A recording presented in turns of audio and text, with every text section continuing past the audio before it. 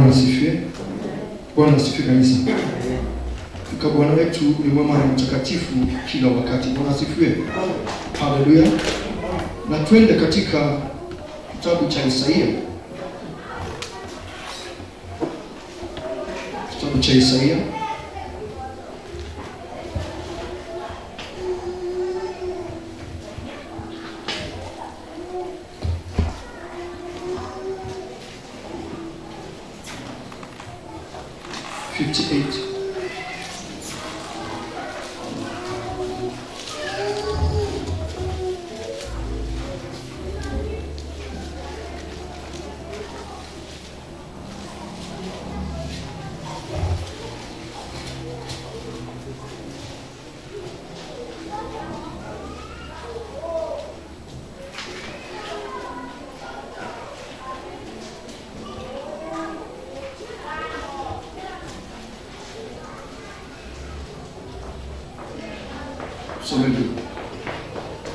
Tutaenda polepole tu, tushike mambo mawili matatu katika Biblia takatifu ya Mwenyezi Mungu.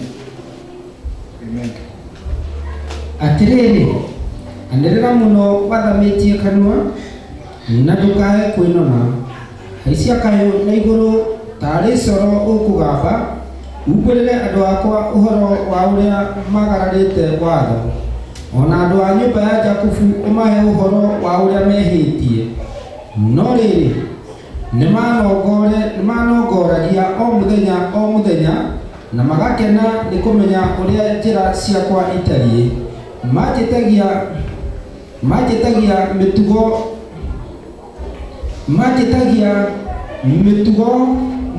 mutugo wa uthingu uria ndimatuĩrĩire na magakenio ni guthengerera harĩ Ngai o ta marĩ rũrĩrĩ rwĩkaga maũndũ ma ũthingu na rũtangĩtiga kũrũmĩrĩra mũtugo ũrĩa ũtuĩtwo nĩ Ngai wao.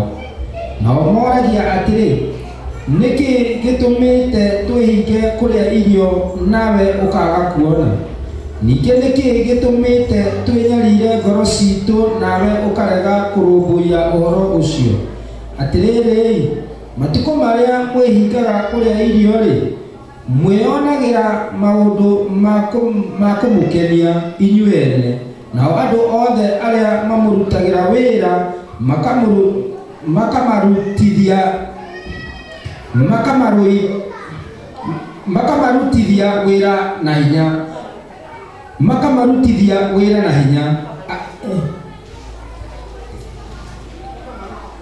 makamarutithia wĩra na hinya.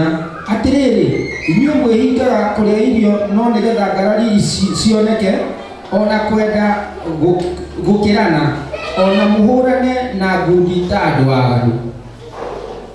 Ti-itherũ, kwĩhinga kũrĩa irio kũrĩa mwĩhingaga matukũ maya gũtingĩtũma mĩgambo yanyu ĩiguo kũu igũrũ. Kaĩ arĩ kwĩhinga kwa mũthemba ũcio niĩ thuurĩte? Githĩ ũguo nĩguo mũthenya ũhana ũrĩa wamũrĩtwo wa atĩ mũndũ enyarire ngoro, ona kana no ũhoro wa atĩ mũndũ aturumithie mũtwe thĩ tarĩ itothua, ona atĩ eyarire tama wa ikonia harĩa egũkoma ona mũhu? Githĩ gwĩka ũguo nĩkuo ũngĩtua ũhoro wa kwĩhinga kũrĩa irio, ona kana gĩathĩ kĩrĩa Jehova angĩtĩkĩra? Githĩ kwĩhinga kũrĩa irio kũrĩa niĩ ndathurire tikuo gũkũ kuohoraga arĩa mohetwo na njĩra ya waganu na kuohoraga mĩkwa ya mĩtĩ ya ngingo, ona kũreka arĩa mahinyĩrĩirio methiĩre o kũrĩa mekwenda, nayo mĩtĩ yothe ya ngingo mũmiunange? Githĩ ti kũhe andũ arĩa ahũtu irio ciaku, ona ningĩ andũ athĩni arĩa maingatĩtwo makarutwo kwao ũmatware gwaku mũciĩ? Ona ningĩ rĩrĩa wona mũndũ wĩ njaga ũmũhumbage nguo, ona atĩ ndũkanehithe andũ arĩa mũrĩ a mũthimo ũmwe nao? Hĩndĩ ĩyo nĩguo ũtheri waku ũgaitĩka gũthera uria gutheraga rucini onaguo uhoro waku wa kuhona ukunuke narua ningi uthiku waku niguo ugaguthiaga mbere naguo riri wa Jehova ukume thutha hindi iyo ni ugathiaga mbere na thutha hindi iyo ni ugagitana nake Jehova agwitike ona wanirire nake oiga atiri ni uyu haha atiri ukiaria uhoro wa kuinaniriria ume thiini wanyu ona uhoro wa kuorota andu na kiara ni undu wa kimemo ona kwaria ndeto cia waganu ona gutuike ati ngoro yaku nikuingira maundu nikuiguira mundu muhututha onake mundu uria munyarire umuhe kiria abatairio nikio gia kumuigana ri hindi iyo niguo utheri waku ugathera kuria kwari nduma ndumanu ona yo nduma iria winayo ituike o ta muthenya barigisi ningi Jehova niwe ugutura agutongoragia na kuhingagirie na akuhunagirie kundu kumu ona mo mahindi maku amekagire hinya nawe utuike o ta mugunda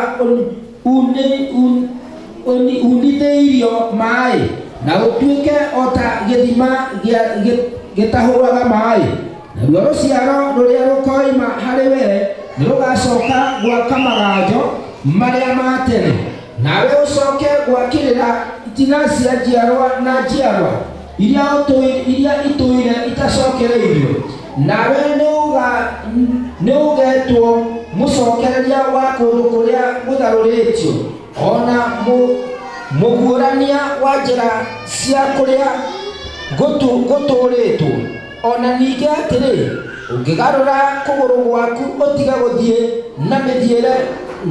na muthiire wa guthukia muthenya wa Thabato ona wa gwikaga maundu maku we mwene muthenya ucio wakwa mwamure nayo Thabato iyo umitwe muthenya wa gikeno naguo muthenya ucio wamurirwo Jehova utwe wa gitio ona utiage ni gutiga gwika maundu maku we mwene kana gucaria o maundu ma gwikenia ona kana kwaria ndeto ciaku we mwene ri hindi iyo ni ugekenera ni undu wa Jehova na nie ningatuma uthiage uhaicite mbarathi ugere kundu kuria gutugiru guku thi ona kurithagie kuhe igai ria thoguo Jakubu uririage ni gukorwo kanua ka Jehova niko karitie uhoro ucio.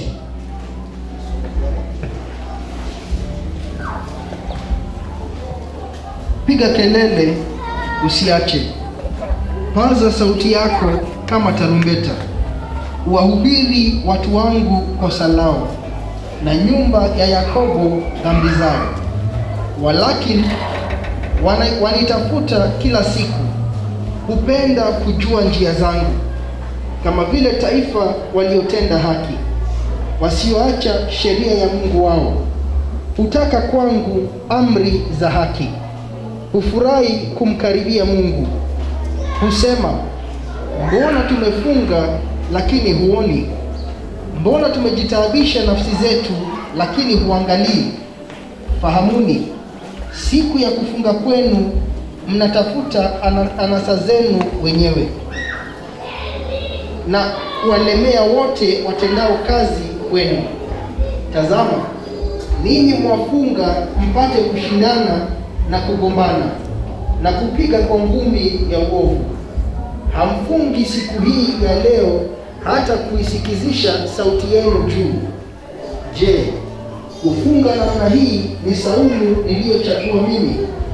Je, ni siku ya mtu kujitaabisha nafsi yake, ni kuinama kichwa kama kunyasi na kutanda nguo za magunia na majivu chini yake? Je, utasema ni siku ya kufunga na ya kukubaliwa na Bwana? Je, saumu niliyoichagua sio ya namna hii, kufungua vifungo vya uovu, kuzilegeza kamba za nira, kuwaacha huru walioonewa, na kwamba mvunje kila nira? Je, sio kuwagawia wenye njaa chakula chako, na kuwaleta masikini waliotupwa nje nyumbani kwako. Umuonapo mtu aliye uchi, umvike nguo, wala usijifiche na mtu mwenye damu moja nawe. Ndipo nuru yako itakapopambazuka kama asubuhi, na afya yako itatokea mara, na haki yako itakutangulia. Utukufu wa Bwana utakufuata nyuma ukulinde. Ndipo utaita na Bwana ataitika. Utalia naye atasema, mimi hapa. Kama ukiondoa nira isiwepo kati yako, wala kunyoosha kidole, wala kunena maovu, na kama ukimkunjulia mtu mwenye njaa nafsi yako, na kushikisha nafsi iliyoteswa, ndipo nuru yako itakapopambazuka gizani, na kiwii chako itakuwa kama adhuhuri. Naye Bwana atakuongoza daima, ataishibisha nafsi yako mahali pasipokuwa na maji, na kuitia nguvu mifupa yako, nawe utakuwa kama bustani iliyotiwa maji, na kama chemichemi ambayo maji yake hayapungui. Na watu wako watapajenga mahali palipokuwa ukiwa. Utainua msingi ya vizazi vingi, nawe utaitwa mwenye kutengeneza mahali palipobomoka, na mwenye kurejeza njia za kukalika. Kama ukigeuza miguu yako, usihalifu Sabato, usifanye anasa yako siku ya utakatifu wangu. Ukiita Sabato siku ya furaha, na siku takatifu ya Bwana yenye heshima, ukiitukuza kwa kutozifanya njia zako mwenyewe, wala kuyatafuta ya kupendezayo, wala kusema maneno yako mwenyewe, ndipo utakapojifurahisha katika Bwana. Nami nitakupandisha mahali pa nchi palipoinuka, nitakulisha urithi wa Yakobo baba yako, kwa maana kinywa cha Bwana kimenena hayo. Bwana asifiwe kanisa. Tumesikia waziwazi jambo hili ambalo wakati mmoja au mwingine hufanya Mungu asije akatubariki. Bwana asifiwe. Ama tunapomuita asiitike. Haleluya. Na ni jambo ndogo zaidi kuliko yale mambo mengine. Wakati anasema piga kelele, usiache, paza sauti yako kama tarumbeta, wahubiri watu wangu kosa lao, na nyumba ya Yakobo dhambi zao. Bwana asifiwe. Ni dhahiri ya kwamba, au ni jambo lililo wazi mno, kwa sababu sisi wenyewe dada na ndugu hatuonyani, na maandiko yametuambia onyaneni ninyi kwa ninyi. Bwana asifiwe. Onya mwenzako, onya rafiki yako, hata kama ni mtoto wako, muonye. Bwana asifiwe. Kwa ajili hiyo unafanya kazi ya Mungu. Lakini sisi wenyewe tunafanya jambo moja kinyume na sheria vile Mungu atakavyo. Bwana asifiwe. Sio kusema sisi ni watu wazuri zaidi au watakatifu zaidi ama sisi ni malaika. Bwana asifiwe. Lakini kiwango cha mwanadamu vile anavyosema, wewe piga kelele, paza sauti yako. Unapomkanya mwanadamu awaye yote, na umwambie ndugu au dada, jambo hili si nzuri, jambo hili lingine si nzuri, njia ndio hii, mwenendo ndio huu. Bwana asifiwe. Unafanya kazi ya Mungu. Bwana asifiwe. Lakini muonapo mtu anatenda jambo fulani na si nzuri, na kusema kwamba wachana na huyo, hiyo ndio menendo yake, haufanyi kazi ya Mungu. Bwana asifiwe. Waonye, wahubiri watu wa Mungu kosa lao, na nyumba ya Yakobo dhambi yao. Bwana asifiwe. Dada hapa umetenda, ndugu hapa umetenda, na mwenendo huu unakuona nao utakupoteza. Bwana asifiwe. Kwa sababu tusipotenda yale mambo ambayo yako katika maandiko na tuanze kunena yetu binafsi, hatufaidishi mtu awaye yote. Bwana asifiwe. Haunifaidishi na mimi sikufaidishi. Bwana asifiwe. Hakuna jambo la faida linalotokana na jambo hilo. Bwana asifiwe.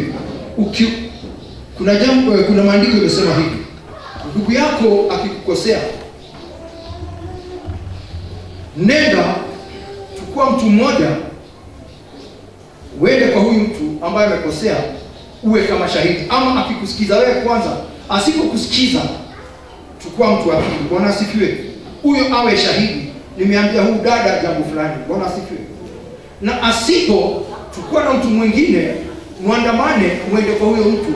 Sasa mko kama watu 4, na asipo pia wasikia, peleka huyo mtu kwa kanisa kama yeye kuja kanisani. Bwana asifiwe. Ili jambo hili liweze kutatuliwa.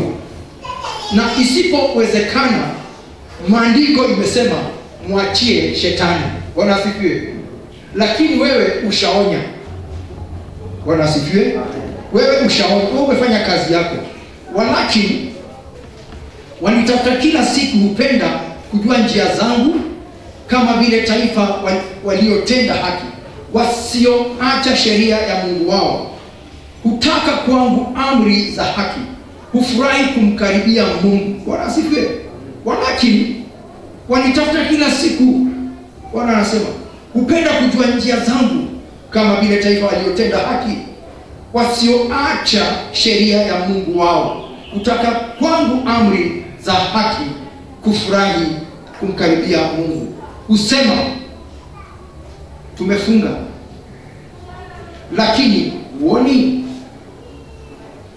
Bwana asifiwe.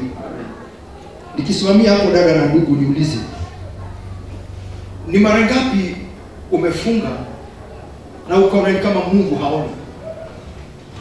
Ukaona Mungu ni kama hatendi? Ni mara ngapi? Wewe jiulize, wajua mara ngapi umefunga? Bwana asifiwe. Ukaona ya kwamba nimefunga, lakini je, Mungu haoni kama nimefunga? Bwana asifiwe.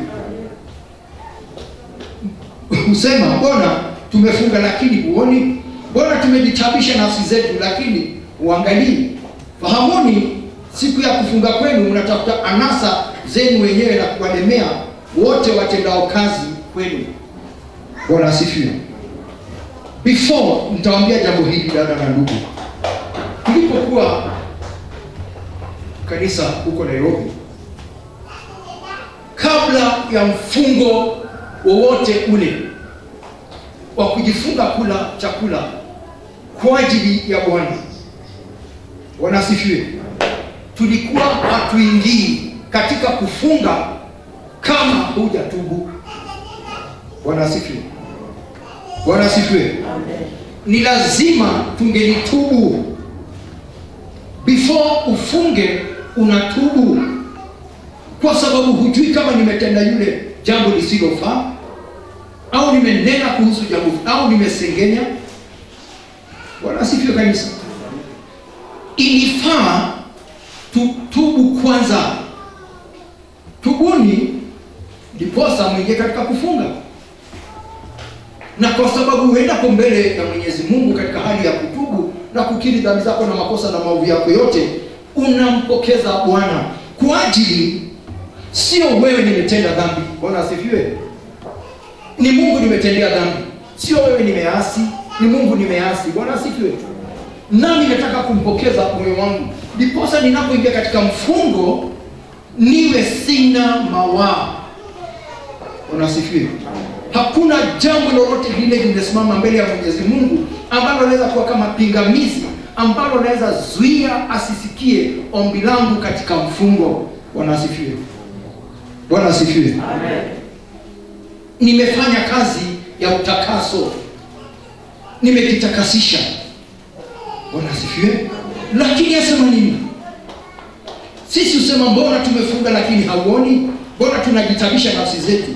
Unafunga siku nyingi, unajitabisha nafsi yako, lakini unaambia Mungu, lakini hauangalii. Bwana asifiwe. Fahamuni, siku ya kufunga kwenu mnatafuta anasa zenu wenyewe na kuwalemea wote watendao kazi kwenu. Bwana asifiwe.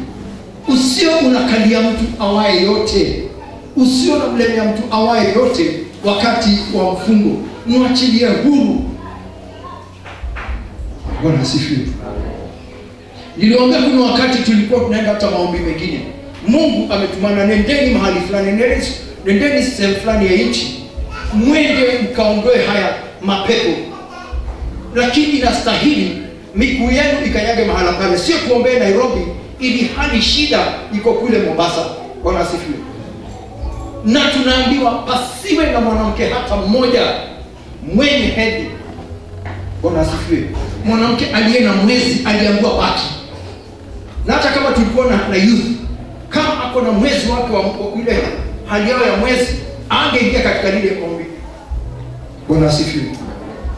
Lazima tuingie watu wasafi. Kuna wakati ilifika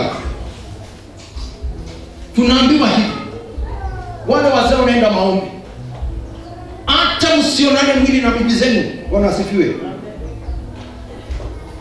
Haleluya. Msionane kimwili, muende pale. Na tukienda katika hiyo hali, dada na ndugu, ushindi ule unakuwa mahala pale, hamjaiko na ushindi kama huo. Bwana asifiwe. Sababu tunatii. Tunaenda pale tumetubu. Hakuna mtu ameguza mtu, hakuna mtu amefanya jambo fulani. Mnaingia katika sasa ni vita yule. Ni shetani awaone akimbie. Bwana asifiwe. Haleluya. Na tunafungua watu. Halaiki ya watu, mnawajua na msiowajua. Bwana asifiwe. But nini leo hii imefanyika? Sivyo hivyo. Wataka vile ulivyo tu, kesho tufunge. Haya, tumefunga. Haukuomba, hukuambia Mungu akusamehe kabla hata kusema sili. Na unajifunga juu ya nini? Jiulize, nafunga kwa sababu ya nini? Niwe na TV, niwe na gari? Najifunga ndio nchi yetu iwe nzuri? Najifunga kwa sababu kuna ukame, hakuna mvua, kuna bala njaa, kuna vita inanukia? Najifunga kwa nini? Kwa nasa zetu. Bwana asifiwe. Kwa mambo yale ambayo sisi tunajifurahisha. Bwana asifiwe. Kwa vazi, chakula cha tumbo. Najifunga ndio niwe fulani. Bwana asifiwe. Tunawalemea watu na bado naenda kwa Mungu. Wewe hata kabla kujifunga mwenyewe ulienda ukaambia mtu fulani yako hivi, kwenda huko kumbafu hivi. Bwana asifiwe. Hapo naenda sikio ndio unafunga. Bwana asifiwe. Kwenda huko kumbafu hivi, hapo naenda kinafunga. Nani atakusikia? Wewe tayari ushalemea huyo. Ushamlemea yule mtu. Bwana asifiwe. Kwa njia moja au nyingine ushamkalia. Bwana asifiwe.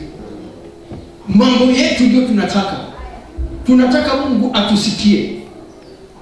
Lakini je, huo ndio mwenendo? Hiyo ndio jinsi ya kwenda mbele ya Mwenyezi Mungu? Hiyo ndio namna ya kujitolea mbele ya Mwenyezi Mungu? Hapo ndipo unatoa mwili wako uwe dhabihu mbele ya Mwenyezi Mungu. Hapo ndipo unatabisha nafsi yako. Bwana asifiwe. Unapotabisha nafsi yako, watoa mwili wako uwe dhabihu mbele ya Mwenyezi Mungu, kwa sababu nimejinyima kila kitu. Bwana asifiwe. Nimejinyima kila kitu. Na mtu yule amefunga kweli, don't blame that person. Bwana asifiwe. Huyo mtu hakujinyima akufurahishe, anajinyima kwa ajili ya Bwana. Bwana asifiwe. Akasema hivi, tazama ninyi mwafunga mpate kushindana na kugombana na kupigana kwa mangumi ya uovu. Kupiga mangumi kwa uovu ya uovu. Bwana asifiwe. Mwafunga mpate kushindana na kugombana. Bwana asifiwe.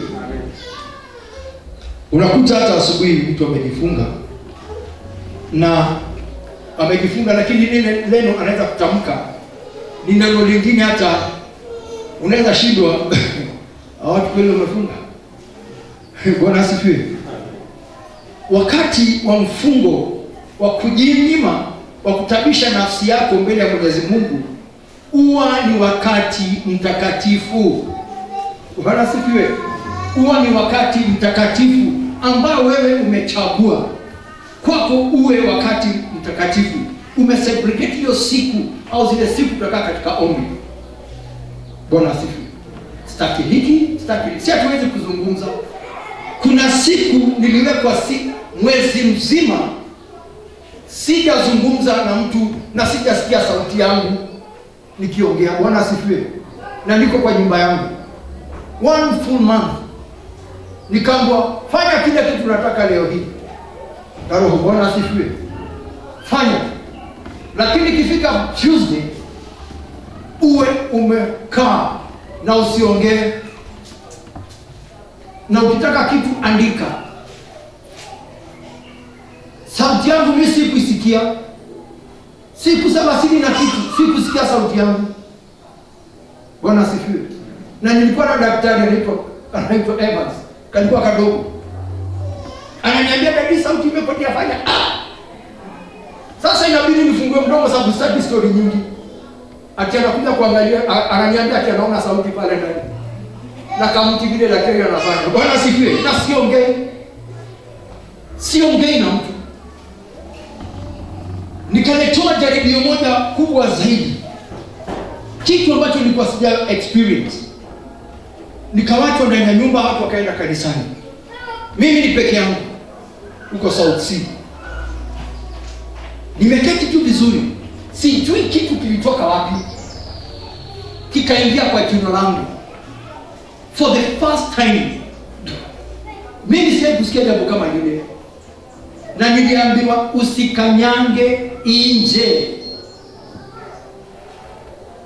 Nikaenda nitoke nikatafuta madawa, na najua hii si kitu kutoka nje, na siongei.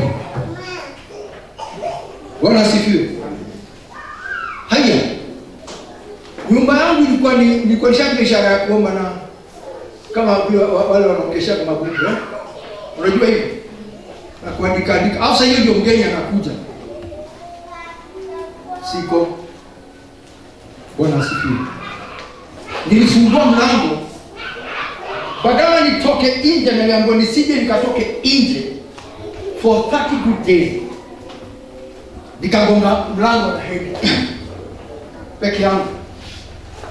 Nikaomba, Mungu Baba, na nini hii basi? Kama ni wewe Baba.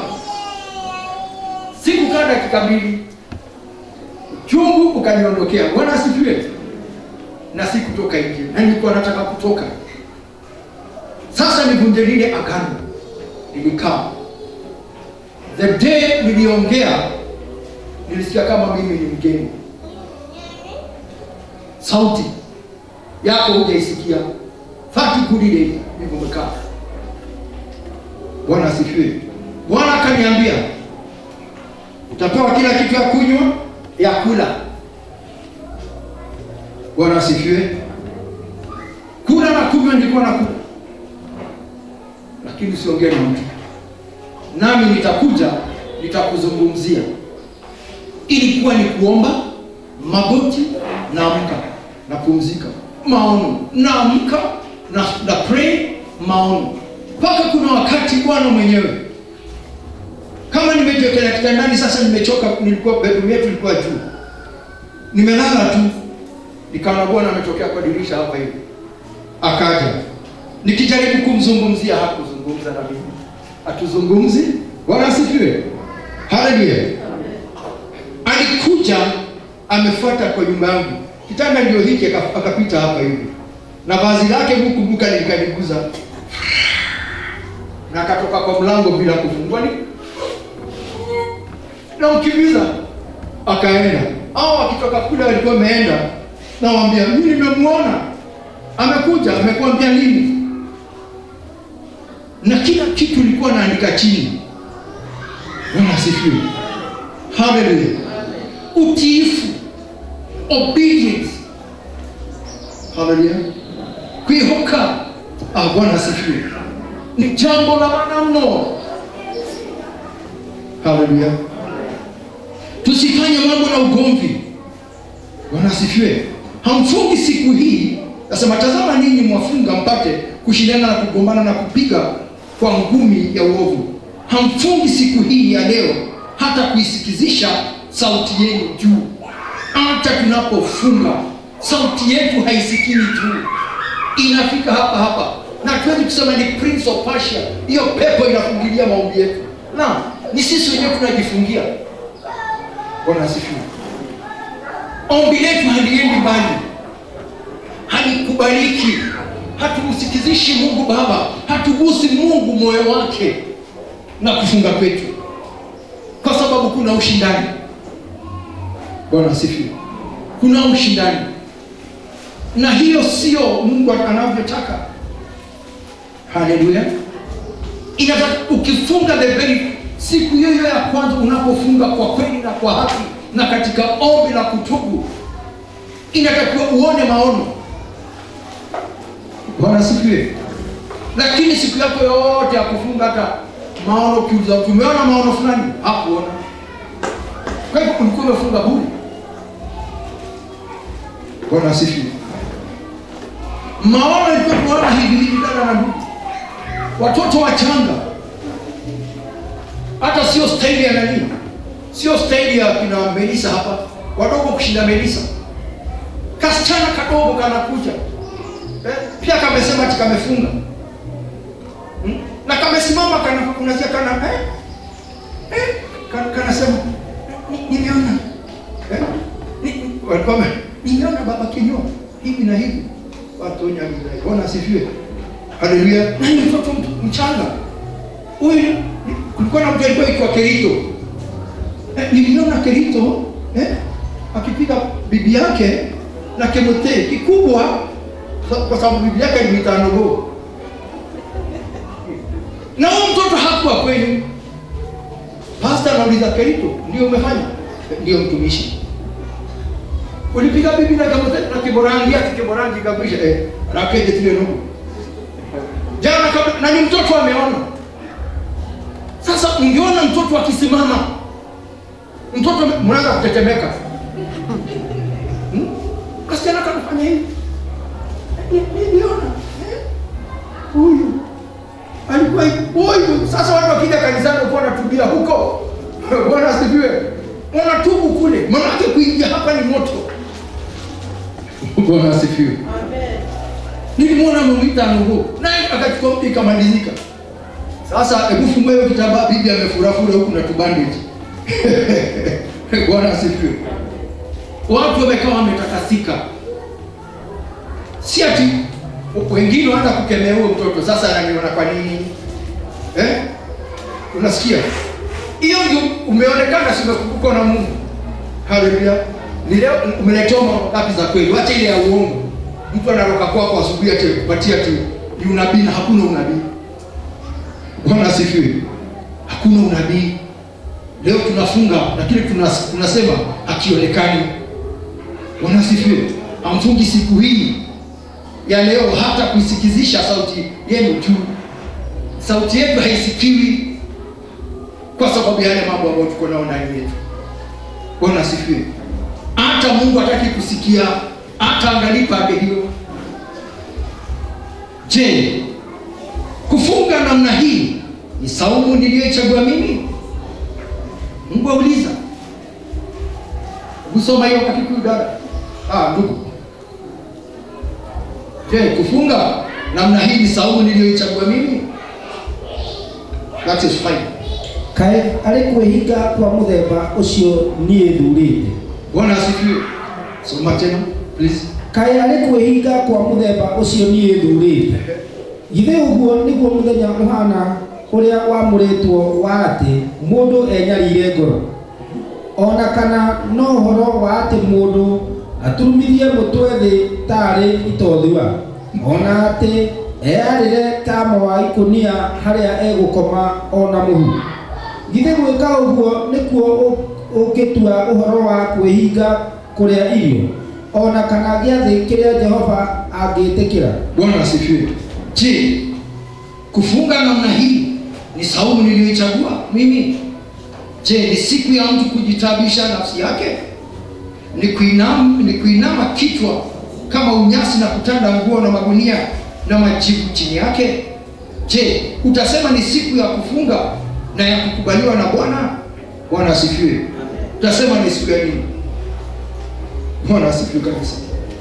Hii siku ya kufunga namna hii ni saumu. Ndio jambo Mungu Baba amechagua. Ndio Mungu Baba amekwambia jitabishe kwa njia kama hiyo. Ndio Mungu Baba amekwambia neno katenda mambo haya hayatatokea. Bwana asifiwe. Ni siku ya mtu kujitabisha nafsi yake ni kuinamisha na kujitabisha nafsi yake na kuinama kichwa chini kama unyasi na kutanda nguo kwa magunia na majivu chini yake? Je, utasema ni siku ya kufunga na ya kukubaliwa na Bwana? Bwana asifiwe. Je, saumu niliyoichagua sio ya namna hii, kufungua vifungo vya uovu, kuzilegeza kamba za nira, kuacha huru walioonewa, na kwamba mvunje kila nira? Bwana asifiwe. Badala mashindano yetu, badala kujifunga kwa anasa zetu, kwa furaha zetu,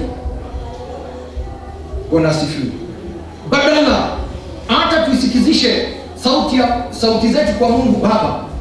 You know, kuna wakati mwingine maombi inaombwa, unasikia hiyo maombi yenyewe.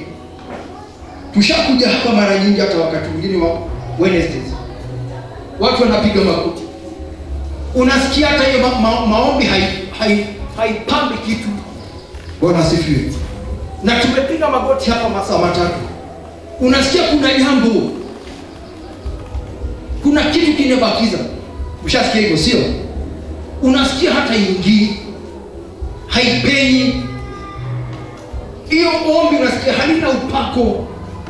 Lakini kuna wakati tutaingia hapa, wakati wote umesafika, usikie kila mtu anaomba. Unasikia wakati mwingine watu wamefifia, ni kama lori imekwama kwa matope. Watu wananyamaza moja moja, kwa sababu kuna kitu ambacho kinazuia, kuna kitu ambacho sio kisafi. Bwana asifiwe. Ushajiuliza swali ya kwamba wakati Mungu aliambia Mose, ambia watu hawa waondoke mbele zangu waende wakajitakasishe, na wakisha jitakasisha kisha warudi tunene na wao. Bwana asifiwe. Tutetanishe na wao. Angalia vizuri sana. Mose akamwambia Mungu, waambia watu hawa, wana wa Israeli, waondoke waende zao, watoke mbele ya uso wa Mungu, waende wakajitakasishe. Bwana asifiwe. Ndiposa wanaporudi Mungu atatetanisha pamoja na wao, atawasikiza. Bwana asifiwe. Meaning, au inamaanisha hivi, watu wametakasika, sauti zao watazisikizisha kwa Mungu, na Mungu Baba atasikia mateta yao na maombi yao. Bwana asifiwe. Lakini sisi hatutaki kuambiwa. Profesa ni wengi hapa, wanajua, wanaelewa, wanafahamu kila kitu. Wewe ongea tu, wewe moyo wako shamu wakili unataka kufanya. Bwana asifiwe.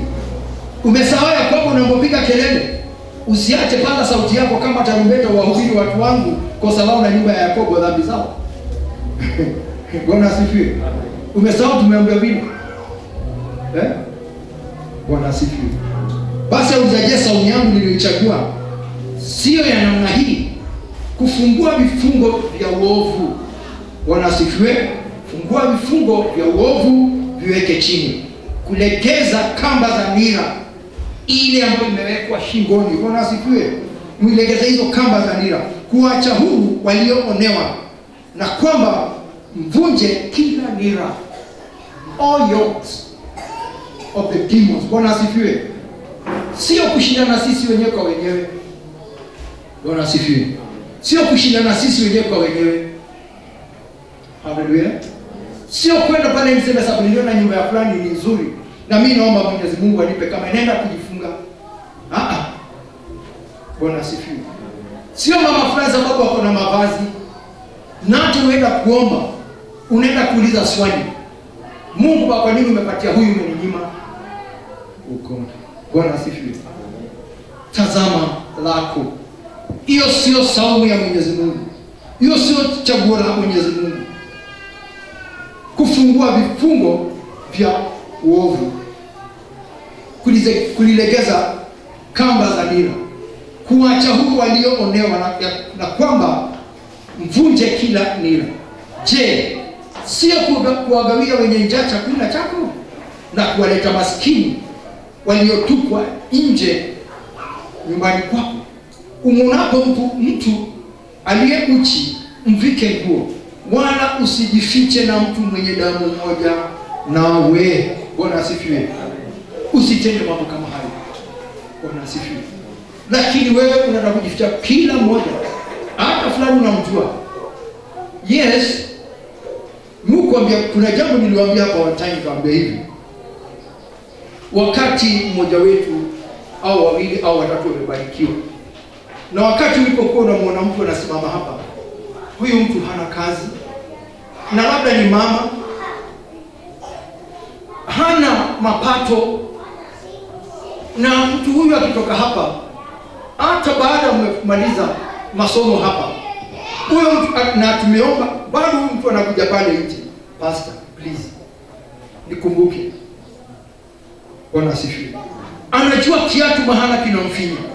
Yes, tumeomba, lakini huyo mtu atakijaribu kumsikizisha, umwambie lakini tumeomba. Hapana pastor, mimi nataka uniombee kwa sababu mambo haya yako hivi. Nani alisema baada umeshiba huo ndio mwisho? Nani amekwambia bado umetenga nyumba huo ndio mwisho? Bado umekuwa na gari huo ndio mwisho? Bado umekuwa na kazi nzuri huo ndio mwisho? Bwana asifiwe. Huo ndio mwisho. Tabu yako ni kuwa na kitu. Bwana asifiwe. Tabu hiyo ndio shida yetu sisi. Hadi because umepata nini sasa nasikia kuna shilingi inanisumbua kwa mfukoni. Hiyo tu ndio washida. Ni gani ya ndraho na kuti na benga basi. Na kibeti umekaa mkono hivi. Hiyo ndio tu ni shida. Wangapi walibeba hata mbele yako? Bwana asifiwe. Hivyo tu ni washida kwetu. Mimi dada na ndugu, hata wakati umebarikiwa ndio zaidi unatakiwa maombi. Bwana asifiwe. Ndio unatakiwa maombi. Mungu akakukumbuke akalinda hiyo mali ulionayo. Bwana asifiwe. Nilikwambia juzi nilioneshwa mzee mmoja hapa Denderu. Wakaosh. Nikamwona na hii. Huyu mtu alikuwa kila wiki anaoa. Ati mwezi alikuwa na bibi kama 4. Anaoa wiki moja anatupa. Anaoa wiki nyingine. Na wanawake walikuwa wanampenda sana. Hii wiki hapo na mwingine hivi, hapo na mwingine hivi. Na akanunua tule tumbwa tudogo. Na akaandika mtu kwa gari. Kwa kutupatia hiyo dogi. Si todhi sausage. Yangu inakulaga todhi. Sausage. Yangu kwa todhi ndio kikuja unaumwa. Hiyo ni sausage. Ati kama 10 kila kaumwa. Huyo mzee akaniambia, look at this man. Unaona ile nyumba hii, ghorofa kubwa iko pale. Ilikuwa ni shamba yake, aliuza. Akanunua gari. Akatembea nao Denderu, hakuna mtu akumtoa Denderu. Hata labda mnafahamu. Sasa alipokuja hapa akaniambia, unaona vile amevaa. Huyo mwenye ule alikuwa hiyo shamba ndio alikuwa amemwandika mtu wa kibarua asibiti. Ati milioni hizo zote. Hata mzee hapo ongea. Zilienda tena hapa. Zilienda na nikafanya. Nakamaliza story.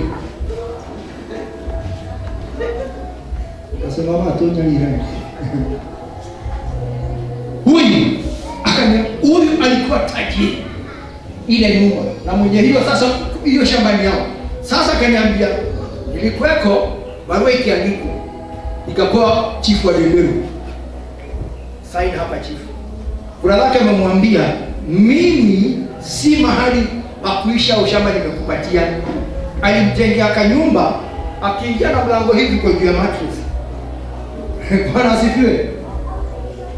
Huku ni kwangu sababu alitupa bibi yake na watoto wake. Kwendeni. We mama hungangari. We mama hungangari kama hawa. Unasikia? Alitupa bibi yake na watoto. Brother yake akamuuliza hivi, fulani umetupa bibi mama kina nani? Akamwambia tuandike hapa. Wewe ni brother yangu, sitakutupa lakini hapo utakuja zikwa. Huyo mzee akaniambia nilikuwepo. Akaandika Mogoda si ya kwa hagukoma dakwa. Kuna kaburi iko pale chini ya public. Bwana asifiwe. Gate you house atina Kasai. Bwana asifiwe. Hebu niambie kama huyo ndugu yake Mungu aweze kumbariki. Bwana asifiwe. amemchukua brother yake akamweka pale, lakini shamba alimwambia kumbuka hapo aliuza. Na ndio hiki kijumba cha ghorofa kikubwa kismart. Na umeandikwa na huyo mtu hapo. Bwana asifiwe. Wewe chungeni dada na ndugu. Haleluya. Hiyo shilingi yaweza shuka. Bwana asifiwe. Na sauti ya huyo mtu sasa niliangalia. Huo ni mshindo mkubwa sana ameruka nao. Kutoka pale juu. Na mshindo unakuwa ni mkubwa. Bwana asifiwe. Dada ndugu katika Kristo Yesu, hebu tuafikirini haya na tufahamu. Nini leo hii tunaambiwa? Bwana asifiwe.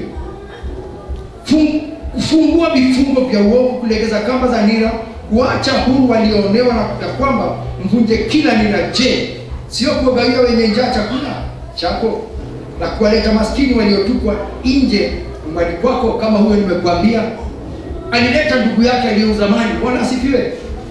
Lakini wakasikizana hapo si nyumba. Umuonapo mtu aliyeuchi mvike nguo, wala usijifiche na mtu mwenye damu moja nao. Bwana asifiwe. Usijifiche. Unapomwona mtu aliyewa damu moja na wewe, Bwana asifiwe, fungua yeye yule mhitaji. Kama huyo ndugu vile tunavyoona, huyo mhitaji alimchukua akamrudisha pale. Bwana asifiwe. Hata kama kuna maandiko. Na niposa nimwambie huo mfano wa mtu ambaye nilionyesha. Lakini sisi unapomwona mtu uchi, hata kama ni maono ya mtu, wacha kwenda kupatia watu wengine maono. Bwana asifiwe. Kama umeona fulani hana nguo, nenda uambie huyo mtu. Unaambia yule mwanza kudiscuss nini na huyo? Kwa sababu labda maono yako ni uongo. Unataka support yule mwingine atukie huyu. Na tena unapoona maono si ya kutukia mtu, nenda kwa yule mtu aliyeona maono, mwambie Bwana asifiwe, nilikuona hivi. Wewe utakuwa umemhubiri huyo mtu aidha kwa sala yake au uchi wake, umemvika nguo. Bwana asifiwe. Kuvika mtu nguo sio tu ati nimekununulia kitu au suti nimekupatia, no. Naweza kuvika huyu dada kwa njia moja au ndugu kwa njia moja. Bwana asifiwe. Ninapomwona akiwa uchi, no, najua huyu brother ni rafiki yangu na tunashiriki pamoja. Bwana asifiwe. Na kuna shida fulani, namvika pasipo kueleza mtu mwingine. Mtu anakuja kwako, huyu alikuja kwa huyu brother nani, nipe 500, sina hivi. Huyu naye achaomba pesa au anaomba huyu. Imagine nani kwa kuja kuniambia nipatie pesa. Bwana asifiwe. Mambo ya watu wawili imekuwa ni taifa, imekuwa ni Standard ama Nation newspaper. Bwana asifiwe. Haleluya. Na mvike nguo, funika uchi wake, naye Mungu aonaye katika siri atakubariki. Bwana asifiwe. Haleluya.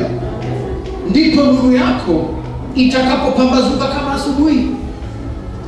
Haleluya. Je, umetenda mema? Umetenda mambo mazuri mbele ya Mwenyezi Mungu? Yes. Umepika huyo mtu, umemlisha, umetoa aibu zake, huko na kutangaza kule nje, lakini ulitenda yale yanayofaa. Bwana asifiwe. Nawe ati ndipo nuru yako itakapopambazuka kama asubuhi, na afya yako itatokea mara, na haki yako itatangulia, utukufu wa Bwana utakufuata nyuma ukulinde. Haleluya. Bwana asifiwe. Kwa ajili ya wema wako, kwa ajili umetenda mambo mema. Bwana asifiwe kanisa. Haleluya. Wewe uliyekuwa gizani dakika ile, nuru yako itapambazuka kama vile asubuhi.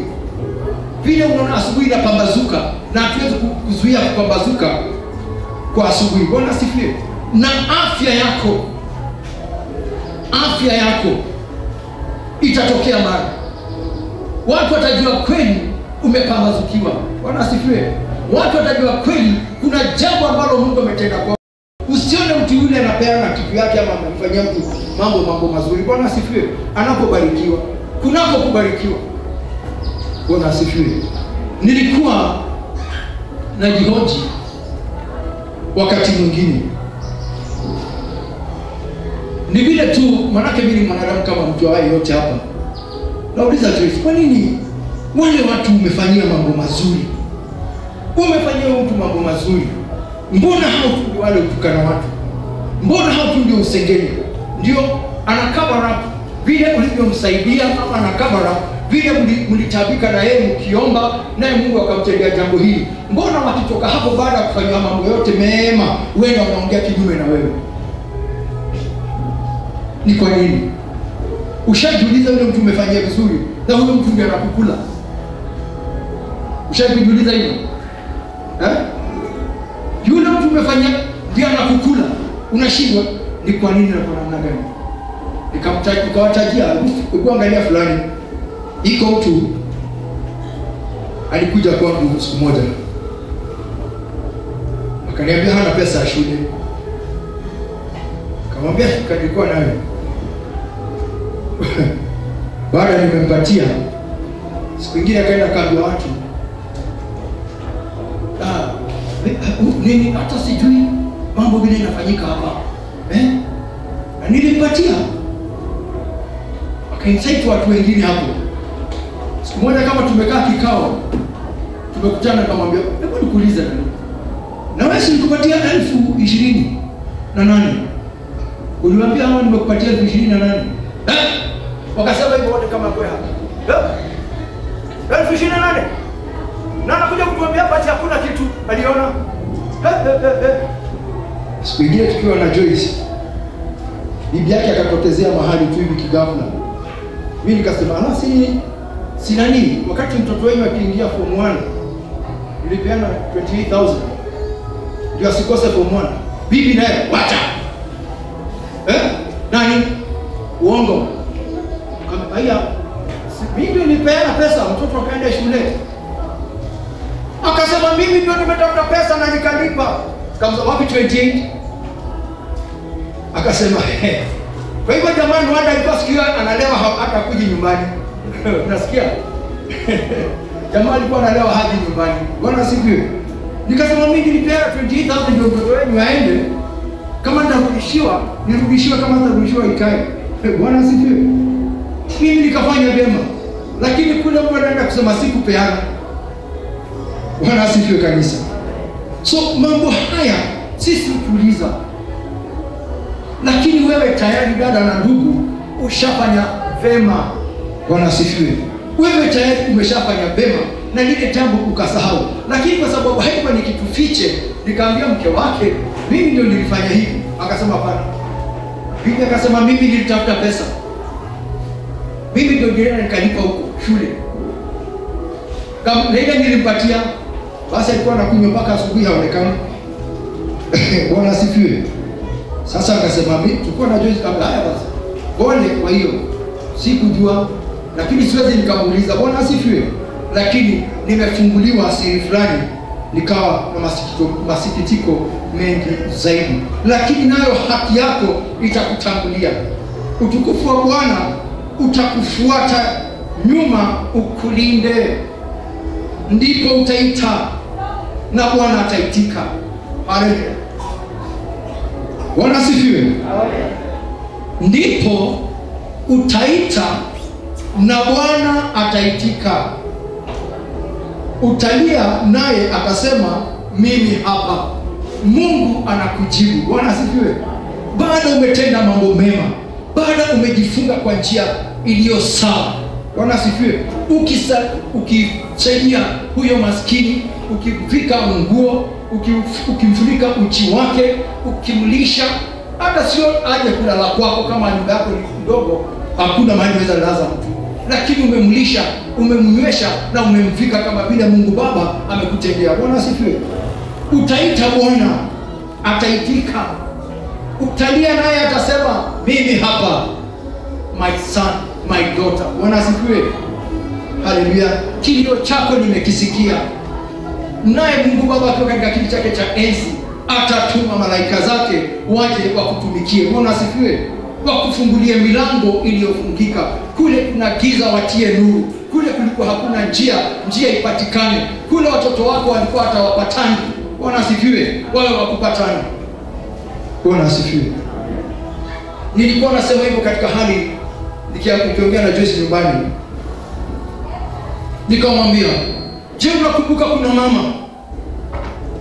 mama kanisani ama kwake nyumbani alikuja na kilio, Mtoto wake hawezi kumpatia pesa hivi, amwambia sina kitu. Amini usiamini, baba au mama, kijana wako au msichana wako, badala ya kupatia pesa kwa mkono anakutupia hivi, inaanguka hapo, iname kuchukua. Bwana asifiwe. Hivi na anaenda na hakuongeleshi,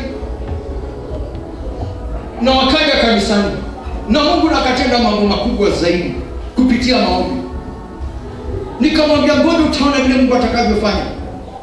Bwana asifiwe. Utaona vile Mungu atakavyofanya. Na mama anambia, ulitupia pesa kama Mungu. Na hakuna, na akasema nimetabika na hao watoto wangu. Lakini kunipatia pesa kwa mkono hawezi.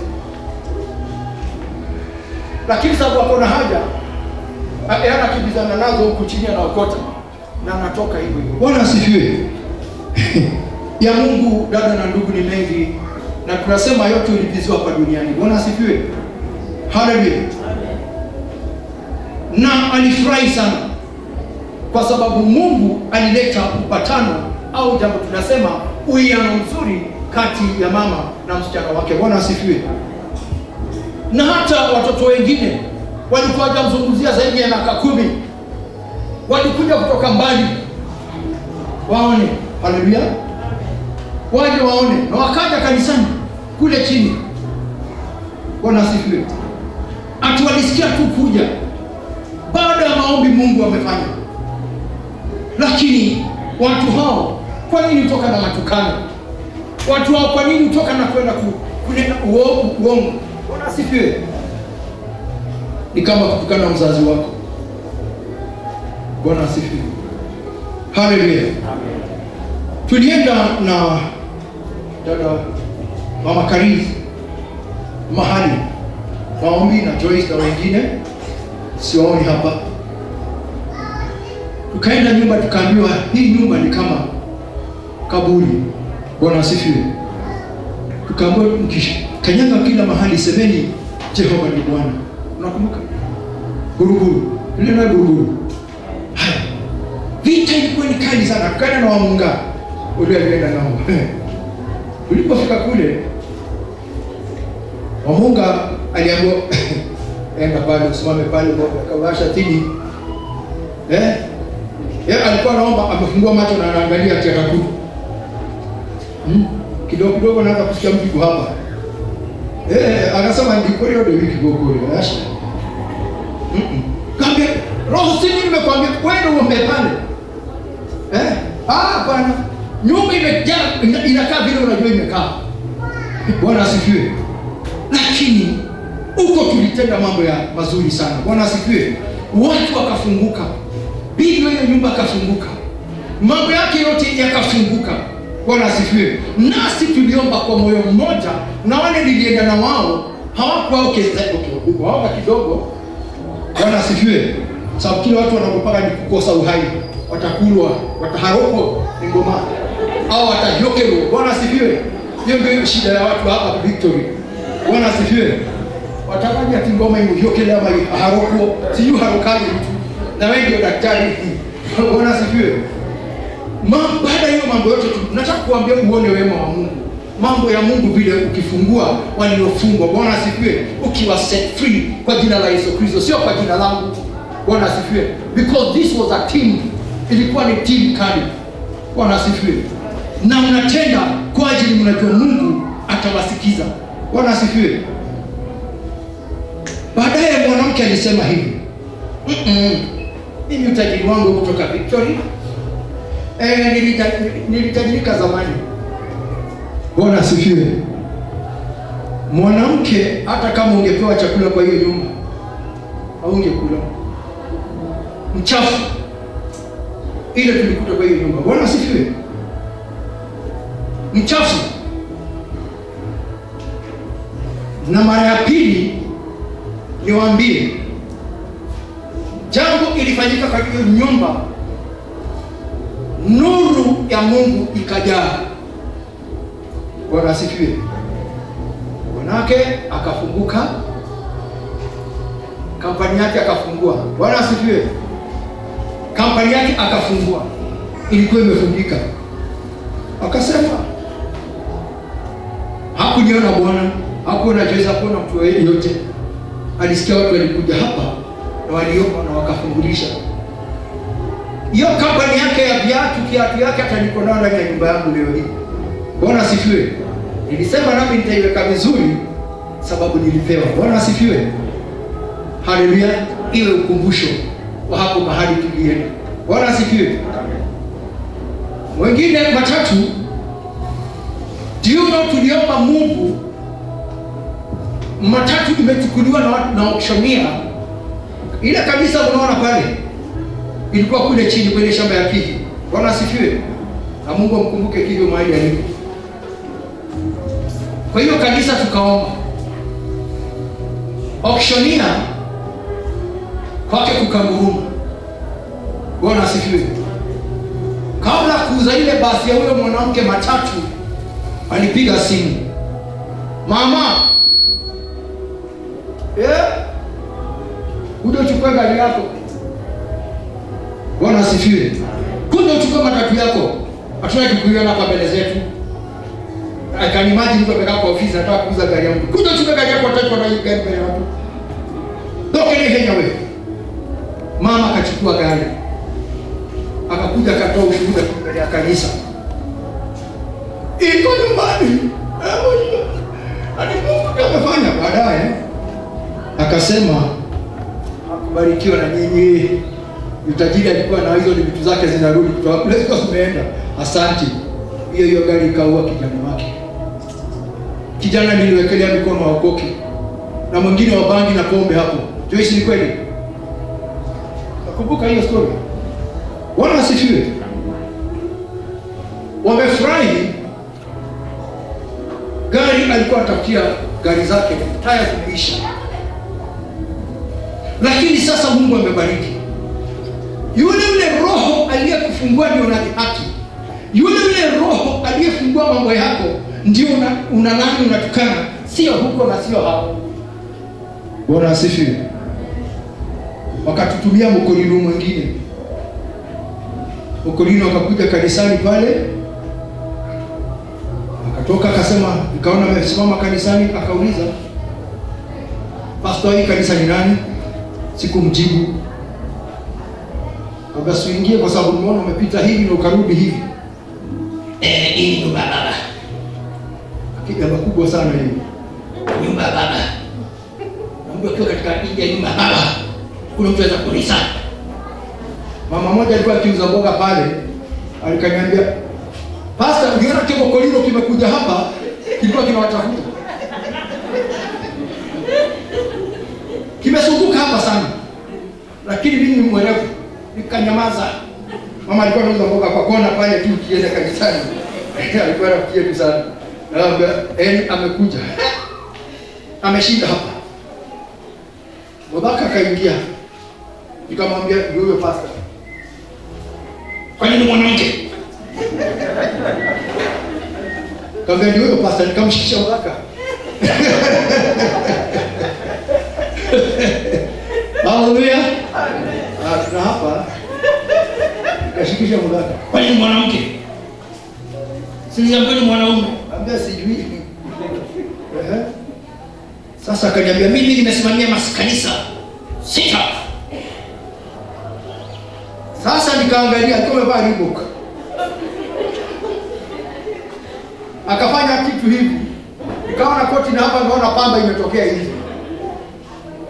Hapa goti imechanika. Nikamwangalia ngamuzani. Atimesimamia makanisa 6. Na hii pamba imetokea huku ya makoti. Na magoti tunaona hii. Acha uongo. Kumbe alikuwa ameambia akina dada wengine huko aje.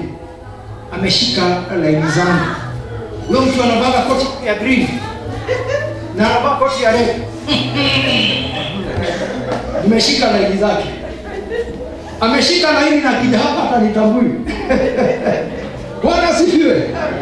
Anijui, akafikiria tukuvaa koti ya green lile ati Okorino ati inamaanisha hii, nikivaa ya red inamaanisha hii, nikivaa black inamaanisha hii. Bwana asifiwe. Hata dada Morubi ndiye alituambia vile alisema. Bwana asifiwe. Nikamwambia, hebu angalieni. Sisi tumetenda mema. Tukafungulisha hao watu, Mungu akawafungua, Mungu akawapokeza, Mungu akawazukia. Bwana asifiwe. Na njia moja kubwa zaidi. Lakini walipoenda walienda na njia moja ya kutatanisha. Bwana asifiwe. Nikasikia mwingine anasema ataka kurudi lakini hajui atarudi namna gani. Bwana asifiwe.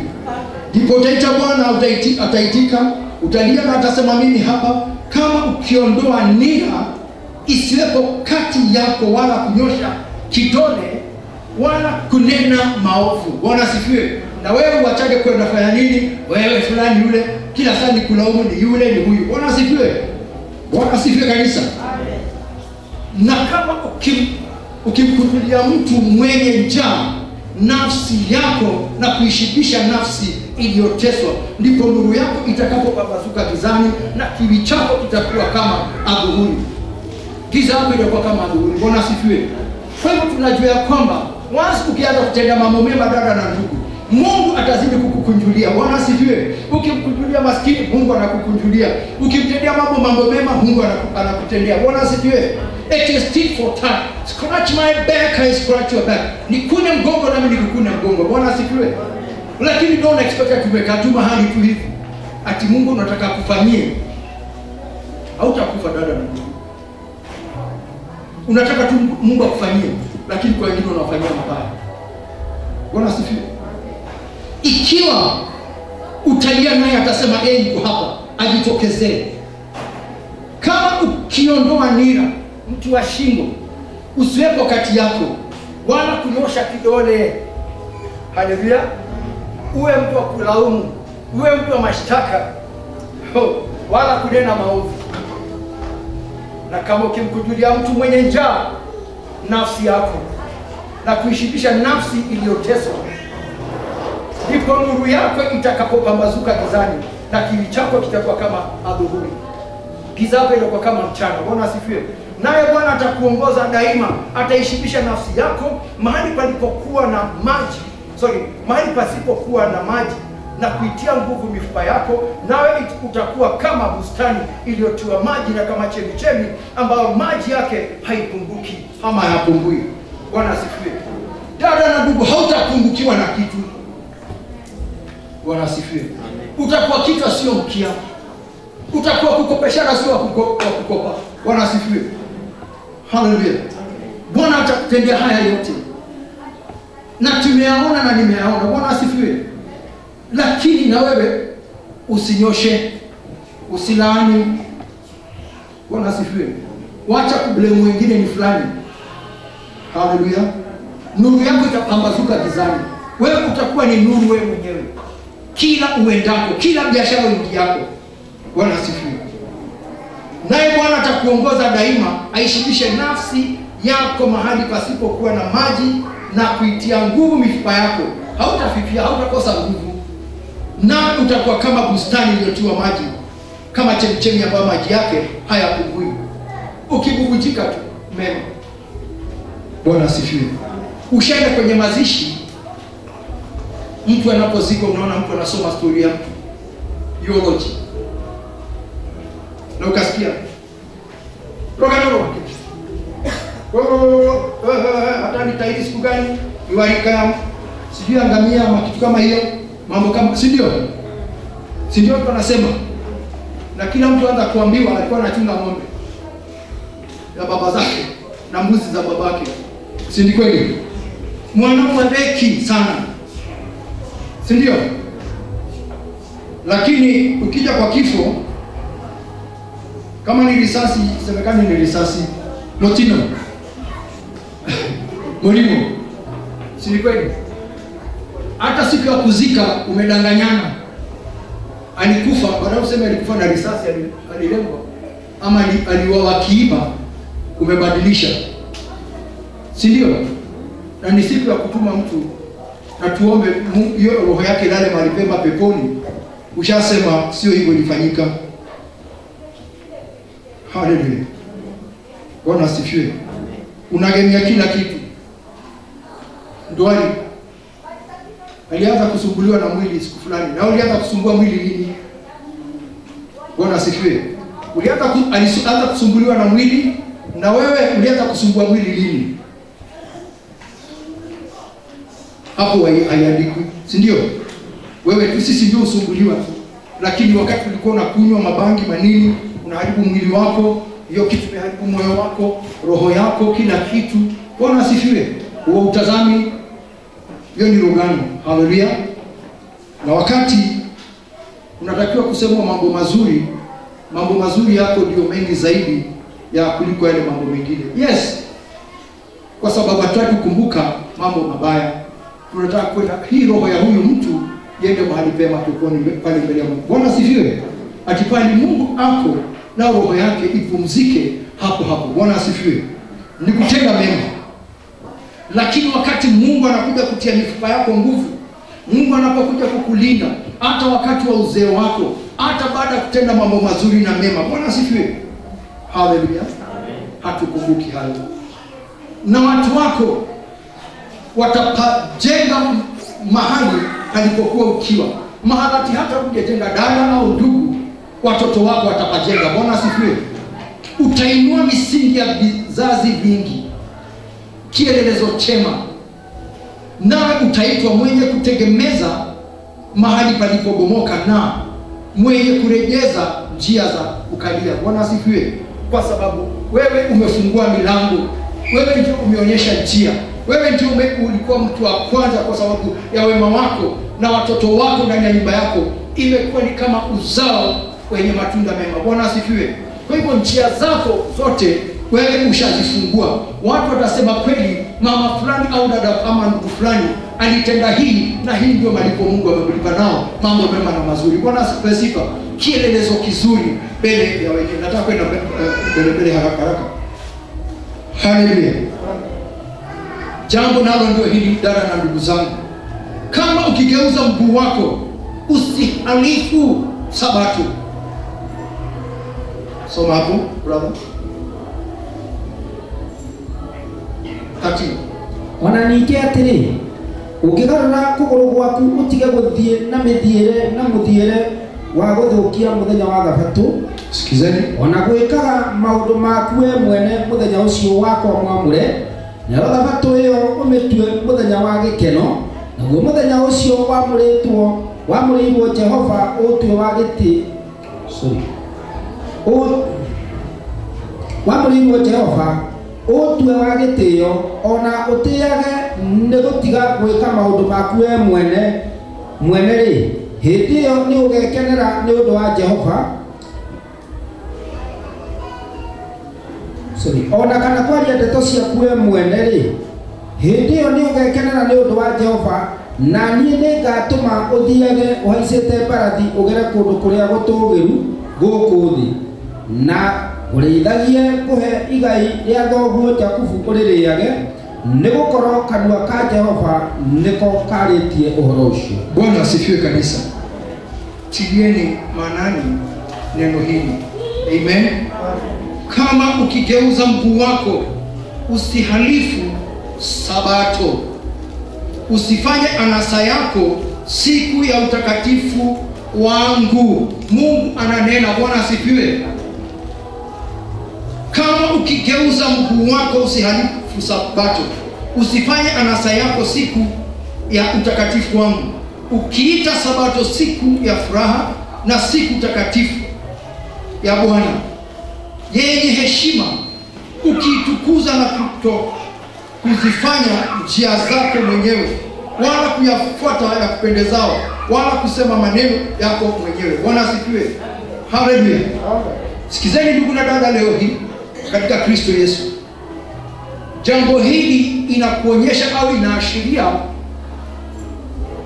siku hii ya Sabato, hata ukitoka hapa ifanye takatifu.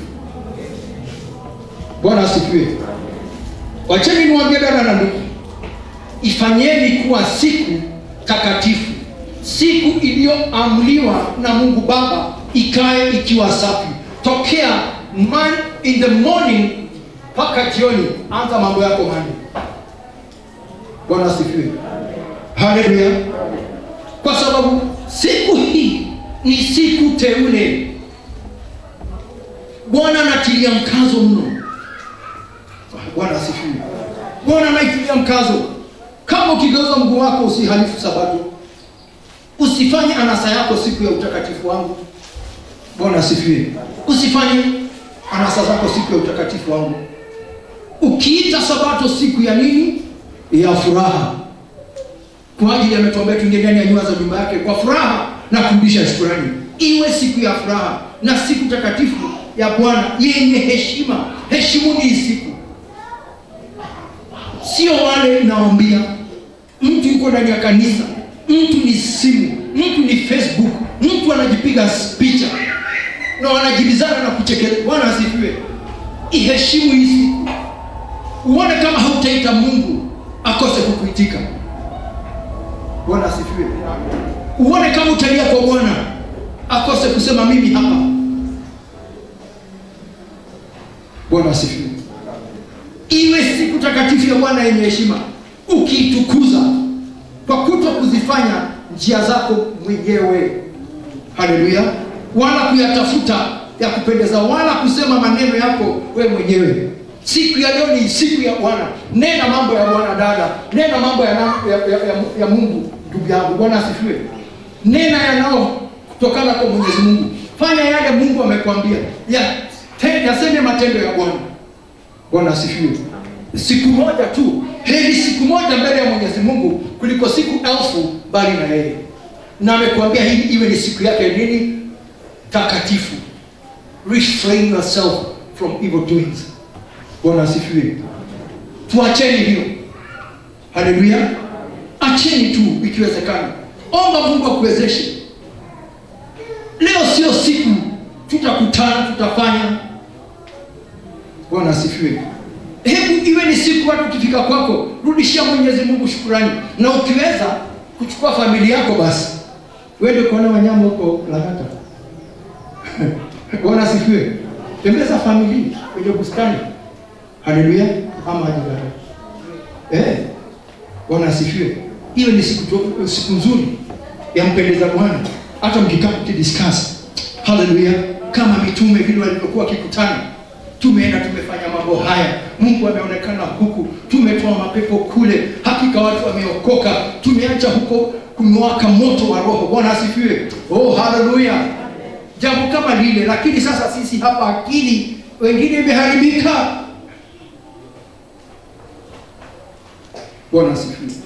Na wewe unajiuliza, ni kwa nini nilikuwa huku na sikubarikiwa? Kwa nini nilitia jina la Mwenyezi Mungu na nilifanya mambo haya? Sikukujua, kwa sababu leo hukujua siku ya Mwenyezi Mungu ni siku gani. Bwana asifiwe. Unasema maneno yako mwenyewe. Ukitenda haya yote ndipo utakapojifurahisha katika Bwana.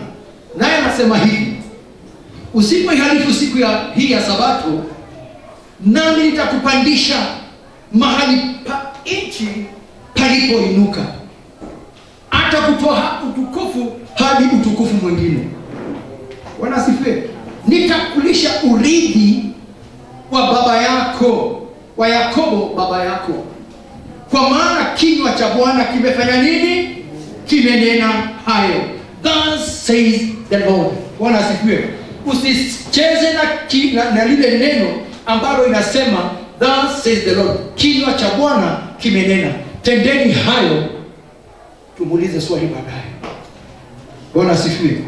Ifanyeni hii siku teule. Ondokea mabaya. Ondokea maneno yako mwenyewe. Ondokea kwenda kutenda mambo yasiyofaa. Bwana asifiwe. Hallelujah.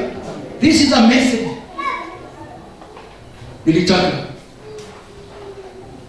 tuwe pamoja na ninyi tukiila. Bwana asifiwe. Siku hii wacheni a holiday. Si holiday, holy. Bwana asifiwe. Na nakwambia hivi, ndipo utakapojifurahisha katika Bwana, nami nitakupandisha mahali pa nchi palipoinuka. Nitakulisha urithi wa Yakobo baba yako.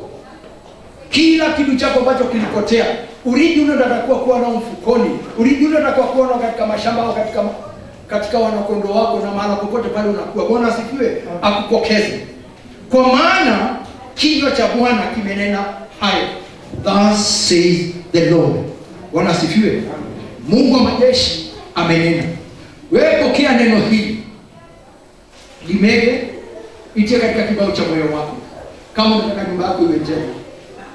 Bwana asifiwe. Kama unataka kwako kuwe kwema, na mimi kwangu kuwe kwema. Bwana asifiwe. Haleluya. Sio watu fulani na sio wale, ni sisi tunanenewa na neno hili siku hii ya leo. Bwana asifiwe. Na Mungu na wapende na waangazie nuru ya uso wake leo na hata milele. Amen. Na tafadhali, amen. Tupige tu.